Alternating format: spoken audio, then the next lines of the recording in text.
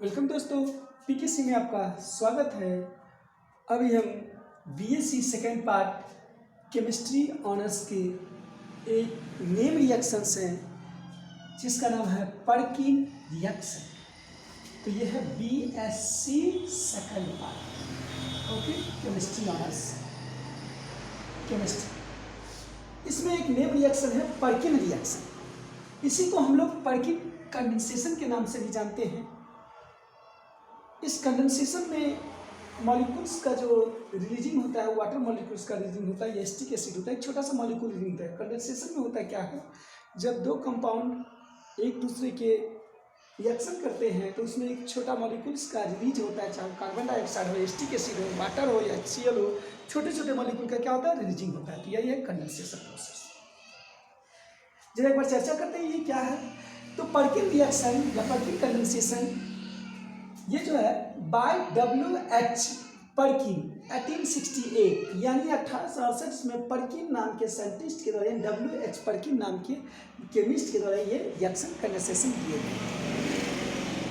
इनका स्टेटमेंट क्या है तो सुनिए जरा। व्हेन एन एरोमेटिक एल्डिहाइड, कोई एरोमेटिक एल्डिहाइड मतलब साइक्लिक वाला aldehyde, okay, as like this. तो when an aromatic aldehyde is heated with anhydride of an aliphatic acid in presence of sodium salt of the same acid catalyst। यानी कि aromatic aldehyde जब aromatic aldehyde को गर्म करते हैं anhydride aliphatic acid में, वो भी उस एनहाइड्राइड एलिफेटिक एसिड में जिसका सोडियम साल्ट जो है कैटेलिस्ट के फॉर्म में हो। जैसे कि एसिटिक एनहाइड्राइड है तो सोडियम एसिटेट ले लेंगे, प्रोपायोनिक एनहाइड्राइड होगा तो सोडियम प्रोपायोनेट ले लेंगे। इस तरह से जितना का मतलब जिस कार्बन का मतलब जिस एसिड का सोडियम साल्ट होगा उसी का एनहाइड्राइड भी हमें लेना है। तो क्या देगा, alpha beta unsaturated acid results. तब परिणाम क्या देता है, अल्फा बीटा। फिर से एक बार समझ लीजिए। When an aromatic aldehyde is heated with anhydride of an aliphatic acid in the presence of the sodium salt of the same acid catalyst, comma alpha beta unsaturated acid results. जब aromatic aldehyde को aliphatic anhydride के साथ गर्म किया जाता है, वो भी सोडियम साल्ट के उसी एसिड के साथ, तब अल्फा बीटा अनसैचुरेटेड कंपाउंड का एसिड देता है। अल्फा बीटा अनसैचुरेटेड मतलब अल्फा और बीटा यानी दो कार्बन के बीच, यानी एसिड के बाद वाला जो कार्बन है दोनों के बीच डबल बॉन्ड या ट्रिपल बॉन्ड होना चाहिए, तब बोलेंगे अनसैचुरेटेड। क्लियर। चलते हैं एक एग्जाम्पल लेकर के। एग्जाम्पल में क्या बताया जाए तो देखा जाए। व्हेन बेंजल्डिहाइड इज हीटेड, कौन सा कंपाउंड, बेंजल्डिहाइड। ये है बेंजल्डिहाइड, C6H5 होगा और CHO, तो ये है फॉर्मूला स्पेस किया गया। तो when benzaldehyde is heated with acetic anhydride, किसके साथ, एसिटिक एनहाइड्राइड के साथ। तो एसिटिक हमको एनहाइड्राइड होंगे तो क्या लेंगे, सोडियम का, सोडियम एसिटेट। तो कह रहा है in presence of sodium acetate, sodium acetate की उपस्थिति में फॉर सेवरल आवर्स, अनेकों घंटाएं, at 180 degree Celsius cinnamic, CINAMIC cinnamic acid is produced. जब बेंजल्डिहाइड को एसिटिक एनहाइड्राइड के साथ सोडियम एसिटेट की उपस्थिति में हम गर्म करते हैं 180 डिग्री सेल्सियस तक, कई घंटों तक, तो क्या बनता है कंपाउंड, सिनामिक एसिड बनता है। एग्जाम्पल के लिए, अर्थात यहाँ केमिकल रिएक्शन देख लिया जाए कैसे होता है। तो ये है बेंजल्डिहाइड का फॉर्मूला, इसको हम एसिटिक एनहाइड्राइड के साथ रिएक्शन कराएंगे, CH3COO CH3। ये CH3 भी है लेकिन हम यहाँ इसको मतलब ये ऑक्सीजन जो है इस दोनों के साथ रिएक्शन करके वाटर बन के निकल गया, यहाँ -H2O दे देंगे, ओके। तो -H2O हो गया। उसके बाद ये क्या हुआ तो देखा जाए, ये इस तरह से फिर यानी बेंजीन, ये CH, फिर डबल बॉन्ड के साथ ये CH लग जाएगा, तो ये डबल बॉन्ड CH, फिर यहाँ CO और ये फिर O यहाँ पर, और इस तरह से फिर CO और फिर CH3। ये अनसैचुरेटेड मिक्स्ड एनहाइड्राइड हुआ। इसको अनसैचुरेटेड मिक्स्ड एनहाइड्राइड। इसको अब हाइड्रोलिसिस करते हैं यानी वाटर डालते हैं, तो वाटर एक OH और एक H, इसको क्या करता है, इस CO वाले को तोड़ देता है। तो जिधर कम ऑक्सीजन है उधर OH, जिधर ज़्यादा ऑक्सीजन इधर 2 ऑक्सीजन, इधर H लग जाता है, याद रखिएगा। ये बन जाएगा फिर यहाँ पर क्या, यहाँ से ये CH3COOH, ये एसिटिक एसिड निकल गया। और इधर जो बच गया इस साइड लिखिए बेंजीन यानी C6H5 ये हुआ साइक्लिक फिनाइल जो हुआ सो, फिर CH डबल बॉन्ड CH और ये COOH, तो इसका सिनामिक एसिड नेम हो गया। इस तरह से एसिटिक एसिड और सिनामिक एसिड मेरा मेन प्रोडक्ट हो गया। ओके, तो हम अभी उम्मीद कर रहे हैं कि आप इसे समझ गए हैं कि इसका वर्किंग रिएक्शंस या कंडेंसेशन उसका स्टेटमेंट समझ चुके हैं आप, और उनका जो एग्जाम्पल एक दिया गया था एग्जाम्पल का केमिकल रिएक्शन भी समझ गए हैं। इस केमिकल रिएक्शन को समझने के बाद हम आगे इस पर बढ़ते हैं एक कदम, जिसमें अब मैकेनिज्म जानकारी लेना होता है कि मैकेनिज्म को किस तरह से समझा जाए। तो मैकेनिज्म पर चर्चा करते हैं कि ये केमिकल रिएक्शन जो है किस प्रकार से मैकेनिज्म आते हैं, ठीक, या इसका मैकेनिज्म क्या है वर्किंग रिएक्शंस का, वो भी हो सकता है। तो मैकेनिज्म पर चर्चा कर रहे हैं, देखा जाए मैकेनिज्म का फर्स्ट पॉइंट क्या है। तो कभी भी देखते हैं जो कैटलिस्ट होता है क्या होता है, पहले कैटलिस्ट या तो ये सब्सट्रैक्ट को रिएक्टेंट को क्या करेंगे, या सब्सट्रेट को ही वो पहले ब्रेक डाउन करते हैं, या कैटलिस्ट ही खुद ब्रेक डाउन होते हैं। यहाँ पर कैटलिस्ट क्या हो रहा है, पहले तो production of acetate anion from sodium state. जो सोडियम स्टेट ऊपर में लिया गया था उस सोडियम स्टेट क्या हुआ, पहले स्टेट आयन यानी anion, anion means minus charge and plus charge यानी सोडियम निकल गया। तो हमें इस एनायन से जरूरत है, इसी एनायन को अब अगले चरण में लेकर के चलेंगे। तो इस तरह से ये सोडियम स्टेट सोडियम एनायन के पास आ गया। ओके, अब फिर हम अगले चरण के लिए अगला पॉइंट इसके बाद स्टेप सेकंड लिखते हैं, ठीक।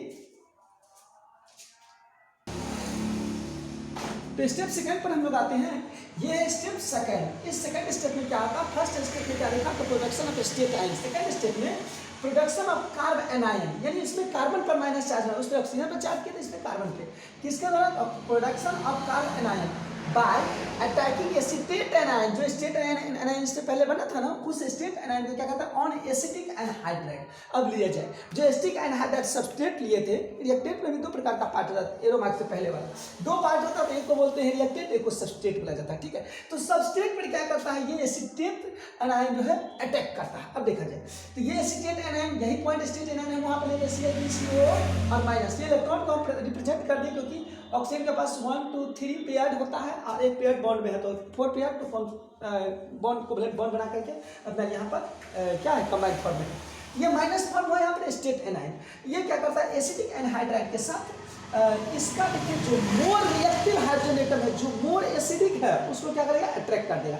तो देखा जाए ये तो मोर एसिडिक है, तो ये इलेक्ट्रॉन को अपनी ओर चुनेगा, तो ये भी क्या करेगा, कार्बन, इससे अपना चाहे ये कार्बन लिया जाए या ये कार्बन लिया जाए, दोनों में से कोई भी ले सकते हैं। तो ये क्या करेंगे, तीन जो CH3 यहाँ पे CH3, उस तरह ऊपर में भी CH3 एसिटिक एनहाइड्राइड करगा, एक H को बाहर और CH2 को यहाँ रख दिए, इसका ये बॉन्ड फॉर्मेशन ये ले लेगा, ठीक है।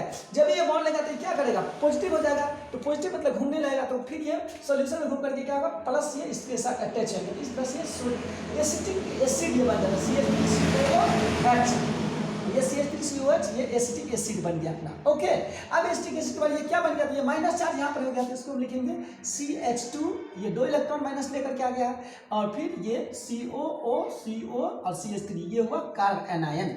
इस तरह से ये माइनस चार्ज हो गया।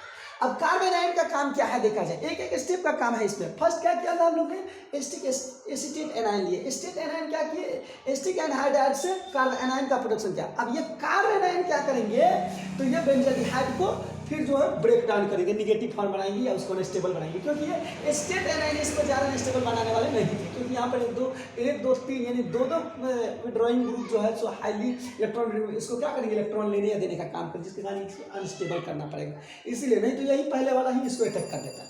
खैर चलते हैं हम अगले पॉइंट पर, कार्ब एनायन। कार्ब एनायन का काम क्या है यहाँ पर, तो अगले स्टेप में चले, production of alkoxide ion bye attacking carb anion, यानी इस कार्ब एनायन माने bye attacking carb on benzaldehyde, यानी बेंजल्डिहाइड पर ये कार्ब एनायन, ये ऊपर वाला जो कार्ब एनायन है वो बेंजल्डिहाइड, ये बेंजल्डिहाइड है, इस बेंजल्डिहाइड पर कार्ब एनायन क्या किया, अटैक कर दिए, तो क्या बन जाएगा अपने को, अल्कोक्साइड बनेगा। देखा जाए अल्कोक्साइड का कैसा फॉर्म है, तो बेंजल्डिहाइड हम लोग ऐसे लिखते हैं, यानी फॉर्म में C6H5CHO, या इस तरह से फिनाइल ग्रुप हुआ, ये बेंजीन का रिंग होगा। CH यहाँ C++O, ये बेंजल्डिहाइड हुआ। इसमें देखा जाए ऑक्सीजन हाई इलेक्ट्रोनेगेटिव है तो डबल बॉन्ड है, तो यहाँ पर लोकेलाइट क्या है, डीलोकेलाइट, लोकेलाइट बॉन्ड इलेक्ट्रॉन पाया जाता है, पाई इलेक्ट्रॉन क्या होता है, डीलोकेलाइट होता है। गुड, तो ये क्या करता है, इसको ये अपने आप एक्सेप्ट कर लेता है। जब ये एक्सेप्ट करेगा तो यहाँ पे माइनस चार्ज है, ये माइनस वाला क्या किए तो इसके पास पहुंच गया, कार्बन के पास। इस तरह से ये बॉन्ड बना लिया और यहाँ पे ये माइनस अपना घूम रहा है। अब सुनिए, तो सिंगल बॉन्ड हो जाएगा तो इस तरह से देखा जाए बेंजीन रिंग हुआ, फिर ये सिंगल बॉन्ड और ये CO भी यहाँ पे क्या हुआ, सिंगल बॉन्ड के साथ पहले से इनका 2 4 था और एक ये ले लिया तो 6 माइनस करके, और यहाँ पर एक कार्बन, ये फिर यहाँ से CH2 जुट गया है। इस तरह से देख लिया जाए, इधर भी CH2 ये जुट गया और ये CO, फिर CO CH3। इस प्रकार से अल्कोक्साइड ये आयन ही बन गया है। तो हमें इस अल्कोक्साइड, तो अल्कोक्साइड आयन जो बना है अल्कोक्साइड आयन, ये आयन का अब अगला चरण क्या काम है। अगले पॉइंट में अल्कोक्साइड आयन क्या करेंगे, तो जो ऊपर में जो एसिटिक एसिड ये बना हुआ था, ये देखा एसिटिक, यहाँ से ये हाइड्रोजन को कहेगा फिर से हमको 2 कितने हैं, कहेगा तो स्टेट आयन मतलब जा, क्योंकि इनको इधर से हाइड्रोजन मिल ही नहीं रहा था, तो यहाँ से क्या करेंगे फिर से ये हाइड्रोजन को लेंगे, कौन, ये अल्कोक्साइड।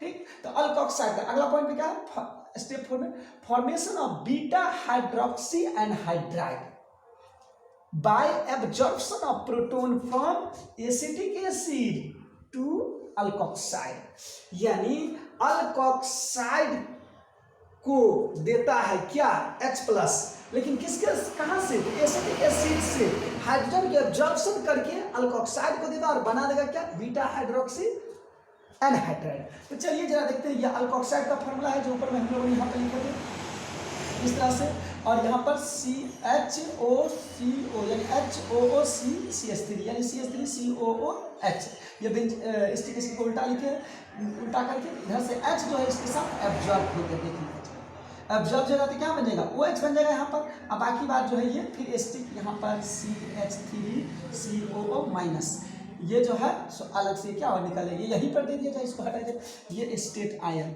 CH3COO आयन, ये हुआ एसिटेट आयन, फिर निकल गया। अब जानकारी लिया जाए क्या बना, तो रिंग हो गया, फिर ये C, इसके पास तो 1 2 3 4 है ही ब्रांच, फिर यहाँ से ऑक्सीजन के साथ ये जुट गया, यहाँ पर 2 अपना इलेक्ट्रॉन ऑक्सीजन रखे हुए, और इस तरह से ये CH2 हो गया, फिर ये COCH3, ये हुआ बीटा हाइड्रोक्सी एनहाइड्राइड। ओके, अब बीटा हाइड्रोक्सी एनहाइड्राइड क्या करेंगे, अब फिर कंडेंसेशन के हाइड्रोलिसिस के द्वारा यहाँ से इसका बॉन्ड ब्रेक डाउन होगा। तो अगले चरण में देख रहे हैं स्टेप नंबर 5।